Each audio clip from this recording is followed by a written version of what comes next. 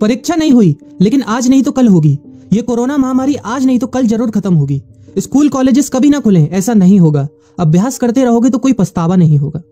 Corona महामारी के चलते इस समय स्कूल और कॉलेजेस बंद पड़े हैं, जिसके चलते विद्यार्थियों में पढ़ाई के प्रति लापरवाही देखी जा रही है। इसी को देखते हुए मुंबई के एक स्कूल में हमारे पुराणों में लिखित एक कहानी सुनाई गई और विद्यार्थियों को इस कहानी के जरिए एक मैसेज दिया गया, एक सलाह दी गई।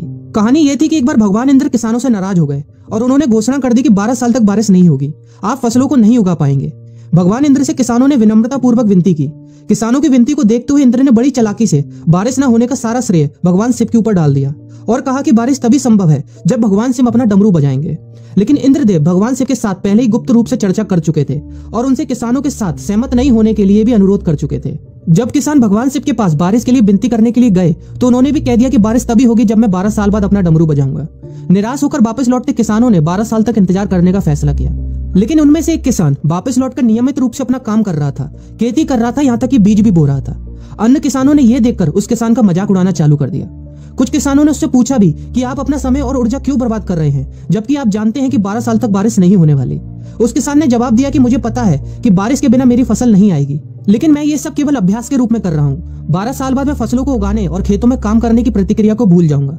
शरीर की काम करने की आदत छूट जाएगी और शरीर आलस का शिकार हो जाएगा। इसलिए मैं अभ्यास करता रहता हूँ कि जब 12 साल बाद बारिश होगी तो मुझे काम करने में मुश्किल नहीं होगी। जब इस किसान की यह बात पार्वती जी को पता चली तो उन्होंने भी चिंतित होकर शिव जी से कहा, आप भी 12 साल बाद डमरू बजाना भूल सकते हैं। यह सुनकर भगवान शिव भी चिंतित हो गए, इसलिए कहीं वो डमरू बजाना भूल तो नहीं गए, इसकी जांच करने की सोची और अपना डमरू उठाकर बजाने की कोशिश करने लगे। कोशिश करते हुए जैसे ही डमरू से आवाज आई वैसी बारिश होने लगी और जो किसान नियमित रूप से अपना काम कर रहा था उस किसान का खेत फसलों से हरा भरा हो गया। लेकिन बाकी सभी बारिश का इंतजार करते किसानों को पछतावा हुआ, क्योंकि उन्होंने अभ्यास करना भी छोड़ दिया था। इसी तरह 2 सप्ताह बाद, 2 महीने बाद या 2 साल बाद लॉकडाउन समाप्त हो जाएगा।